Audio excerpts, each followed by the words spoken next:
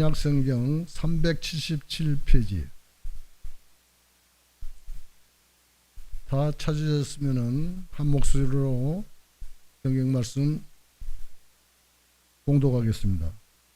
우리 주 예수 그리스도의 아버지의 하나님을 찬송하리로다. 그의 말씀이신 궁을대로 예수 그리스도를 죽은 자 가운데서 부활하게 하심으로 말미암아 우리를 즐겁게 하사 산 소망이 되게 하시며 썩지 않고 더럽지 않고 새하지 아니하는 유업을 입게 하시니 곧 너희를 위하여 하늘에 간직하신 것이라. 너희는 말씀으로 예비하신 구원을 얻기 위하여 믿음으로 말미암아 하나님의 능력으로 보호하심을 받으니라. 아멘. 마크 트웨인이 쓴 그 왕자와 거지라고 하는 소설책이 있습니다. 여러분 다 아시죠? 이제 그 뒤바뀌어서 이제 활동을 하지 않습니까? 거지가 왕자가 되고 왕자가 거지의 삶을 삽니다. 근데 왕자가 거지의 신분으로 활동을 하는데 전혀 주눅들지 않습니다. 전혀 거지처럼 행세하지 않습니다. 뭐 밥도 빌어먹고 해야 되는데 전혀 그런 모습들을 하지 않아요. 아주 그냥 당당합니다. 왜 그렇게 당당합니까? 본인의 신분 자체가 왕이었거든요. 그러니까 왕이라고 생각하니까 비록 거지의 신분을 가지고 생활은 하지만은 스스로는 왕이다라고 생각을 하는 거예요. 그러니까 당당한 거예요. 어딜 가든지 당당한 거예요. 거지처럼 그런 행세를 하지 않습니다. 그러니까 비록 거지의 신분이지만은 속은 무슨 생각을 했냐? 나는 왕이다. 나는 임금이다. 그런 자의식이 있었던 거예요. 여러분 이것을 일컬어서 뭐라고 얘기를 하냐? 정체성이라고 얘기를 하는 거예요. 비록 거지의 신분이지만은 나는 한 나라의 임금이다. 왕이다. 잠깐 신분만 바뀌어질 뿐이지 나는 영원토록 이 나라를 통치하고 있는 왕이다라고 하는 정체성, 자의식을 가지고 있었던 것입니다. 그런 것처럼 여러분 우리 성도들에게도 영적인 정체성이 있어야 됩니다. 그게 뭐냐? 여러분 우리가 가져야 될 영적인 정체성이 있습니다. 그게 뭐냐? 나는 여호와께로부터 복을 받은 자. 이게 오늘 설교 제목이거든요. 여호와께 복을 받은 자. 이게 우리의 정체성인 거예요. 성도들의 정체성은 하나님께로부터 복을 받은 자. 그래서 시편 115편 15절에 너희는 천지를 지으신 여호와께 복을 받은 자로다 라고 되어져 있습니다. 천지를 지으신 하나님께서 우리에게 복을 주시는 자, 그게 우리다 라고 성경은 그렇게 분명히 말씀을 하고 있는 거죠. 그러므로 저와 여러분들의 영적인 정체성은 하나님께로부터 복을 받은 자, 하나님께로부터 축복을 받는 자, 이 변함없는 정체성 흔들리지 않기를 소망합니다. 무슨 복을 받았느냐 우리가? 그게 오늘 본문에 있는 말씀인데요. 3절 같이 한번 읽어볼까요? 우리 주 예수 그리스도의 아버지 하나님을 찬송하리로다. 그의 많으신 긍휼대로 예수 그리스도를 죽은 자 가운데에서 부활하게 하심으로 말미암아 우리를 거듭나게 하사 산 소망에 있게 하시며 라는 거예요. 하나님께서 우리에게 복을 주셨는데 무슨 복을 주셨느냐? 산 소망에 복을 주셨다라는 거예요. 같이 한번 읽어볼까요? 산 소망을 간직한 축복을 우리에게 주셨다라는 거예요. 산 소망, 살아있는 소망을 하나님께서 우리에게 주시는 거예요. 죽은 소망을 주는 게 아니에요. 사탄은 우리에게 죽은 소망을 주는 거예요. 그래서 소망 자체를 잃어버리게 만들고 소망 자체를 바라보지 못하게 하는 거예요. 그런데 예수 그리스도가 우리에게 오심으로 말미암아 살아있는 소망을 주는 거예요. 그래서 하나님께서 우리에게 심겨 놓으신 복 가운데 하나가 무엇이냐? 살아있는 소망을 보게끔 하는 것. 그래서 여러분 성도는 죽음에서조차도 살아있는 소망을 꿈꾸는 거예요. 죽음을 죽음으로 여기지 아니하고, 그래서 그 죽음 자체에서 불안해하거나 두려워하지 않는 거예요. 빌레그램 목사님이 살아생전에 이런 말씀을 하셨어요. 같이 한번 읽어볼까요? 여러분, 빌레그램이 죽었다라는 소식이 신문에 나거든 그 신문 기사를 믿지 마시오. 내가 죽은 것이 아니라 주소를 옮길 것뿐이요. 예. 내가 죽으면 죽었다라고 하는 소식이 신문에 날 텐데 그거 믿지 말라라는 거예요. 내가 죽은 것이 아니라 주소를 옮긴 것뿐이다 라는, 이게 믿음의 사람들의 고백인 거예요. 왜 죽지 않습니까? 빌레그레임 목사님도 돌아가셨잖아요. 돌아가셨어요.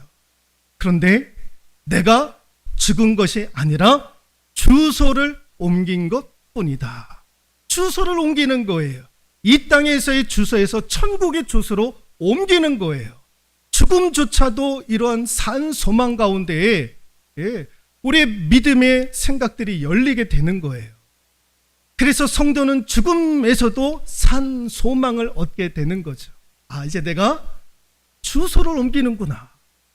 여러분, 죽음의 문턱에 있는 분들, 믿음의 사람들이 가져야 될 소망이 무엇이냐? 아, 이제 비로소 내가 주소를 옮기는구나.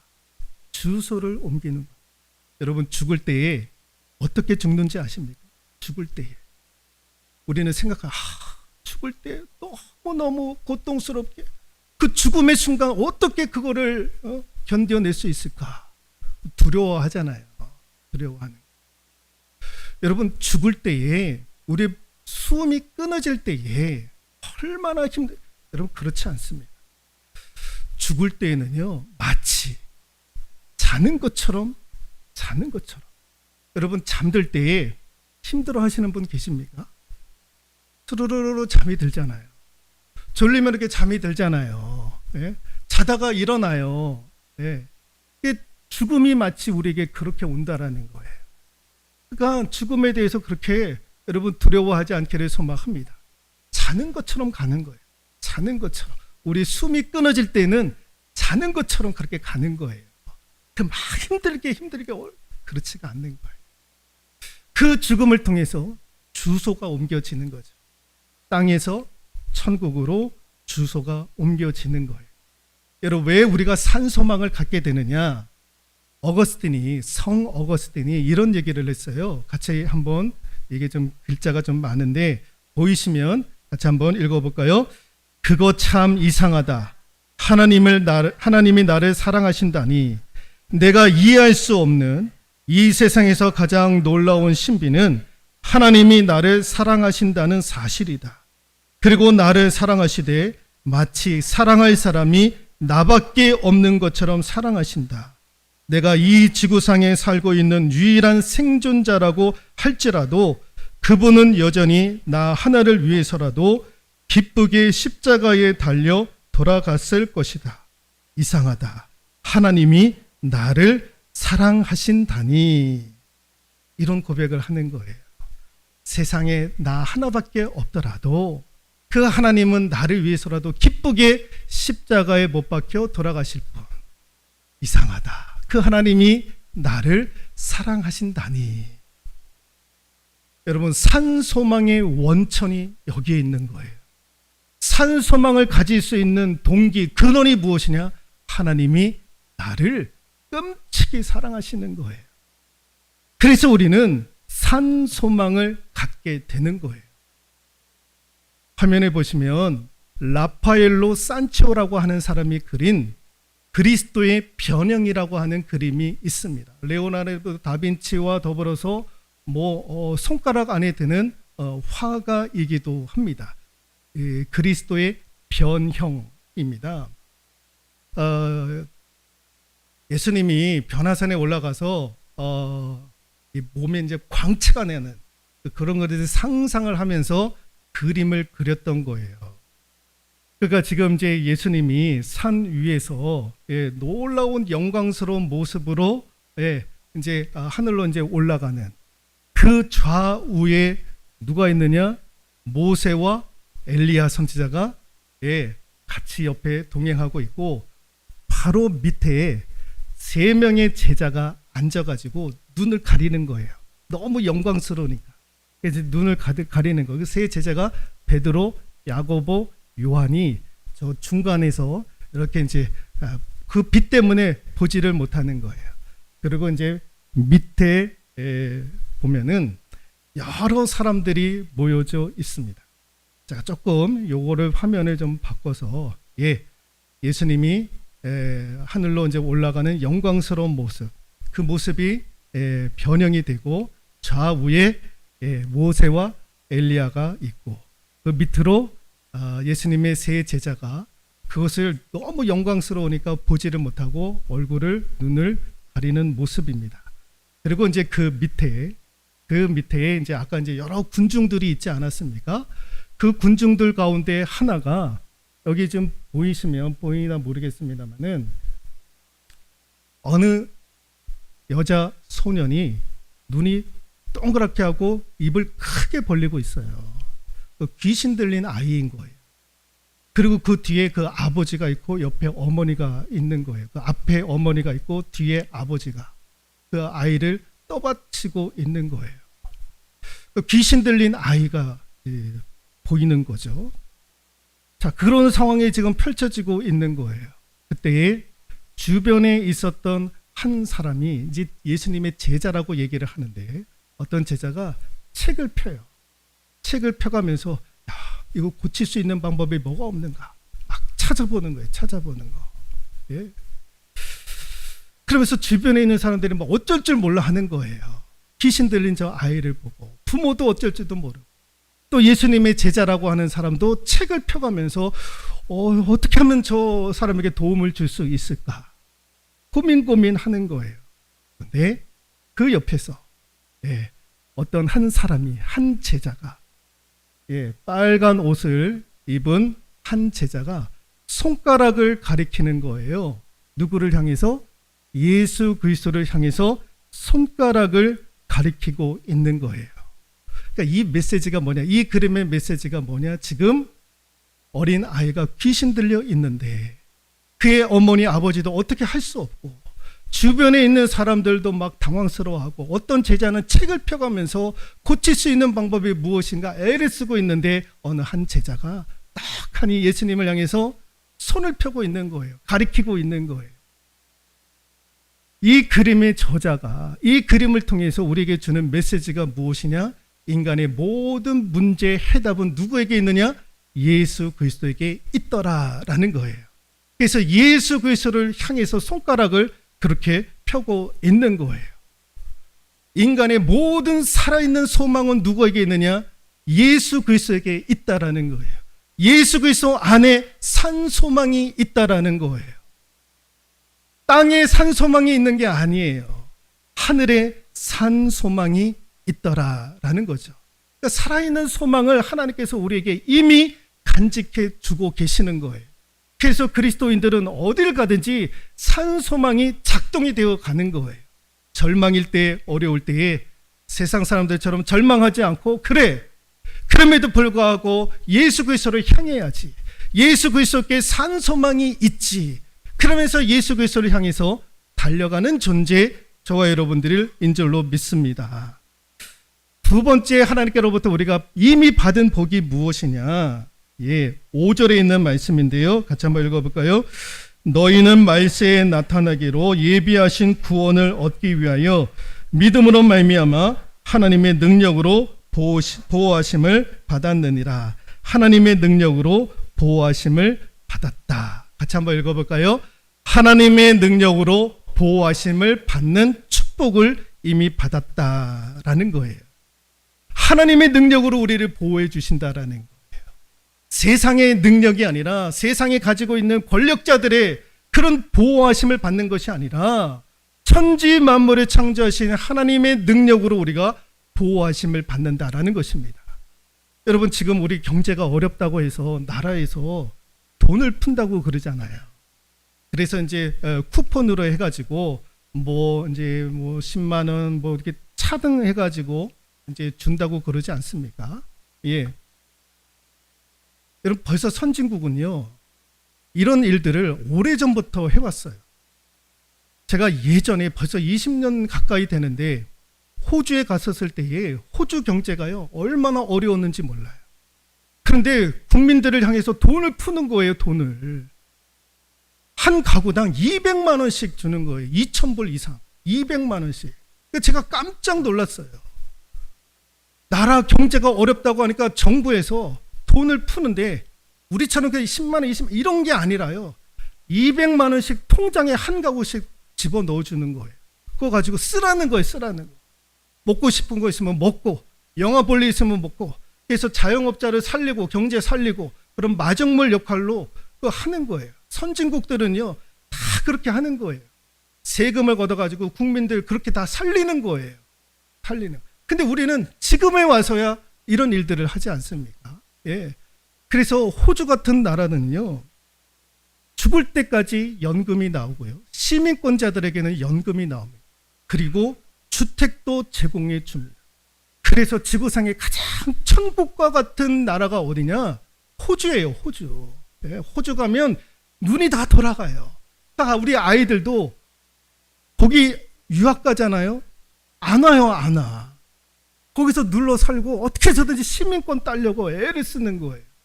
예. 그러니까 연금, 주택 이런 것들이 나오고 국가가 어려우면 한 가정 200만 원씩 300만 원씩 그렇게 주는 거예요. 그런데 이런 나라도 우리의 영생을 책임져 주지 못하는 거예요. 근데 우리 하나님은 그런 것까지도 책임져 주시는 거예요. 우리 영생마저도 하나님은 우리에게 책임져 주시더라는 거예요. 왜? 하나님은 능력이 있는 분이시니까. 하나님은 능력이 있는 분이시니까 우리의 영생까지도 하나님은 책임져 주시는 거예요. 하나님의 능력이 나를 보호하는구나. 하나님의 능력. 이게 여러분 우리가 이게 가져야 될 영적인 정체성이에요. 하나님의 능력. 하나님의 능력.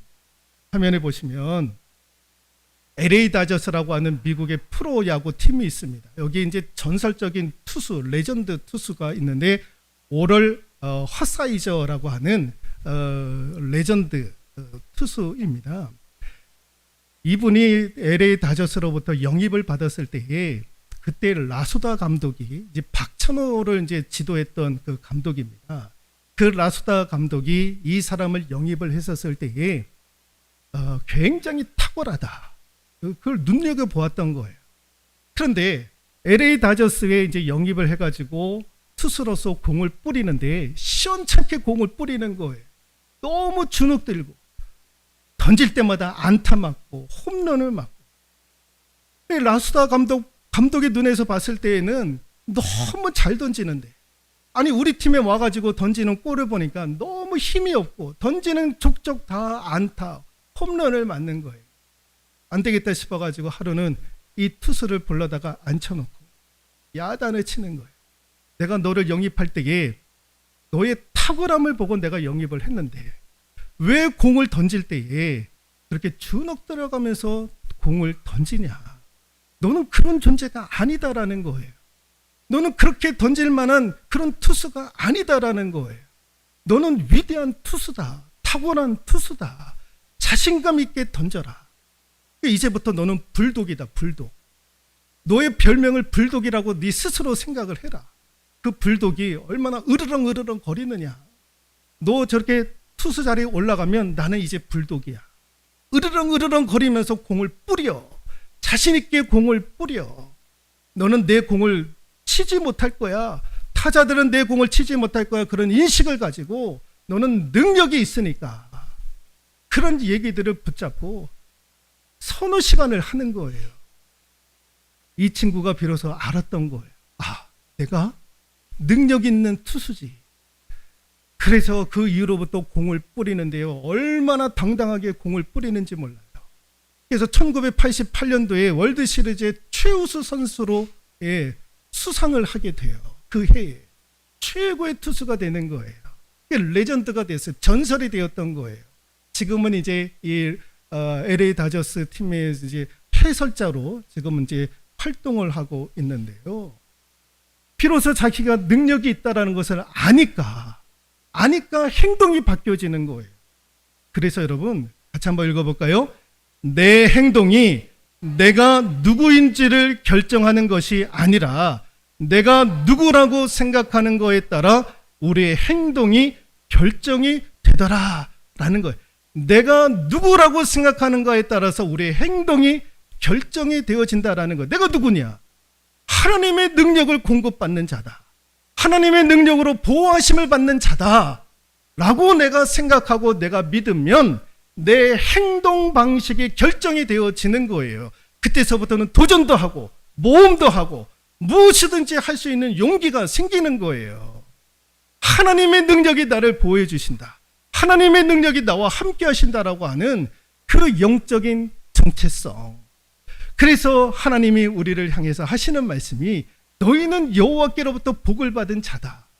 산소망으로 하나님께서 우리에게 가득해 주셨고 하나님의 능력으로 보호하심을 받는 자들이니 무엇이든지 용기 있게 해라. 그것이 하나님께서 우리에게 주시는 말씀인 줄로 믿습니다. 저와 여러분들 이런 정체성이 흔들리지 않기를 주님의 이름으로 축원드리도록 하겠습니다.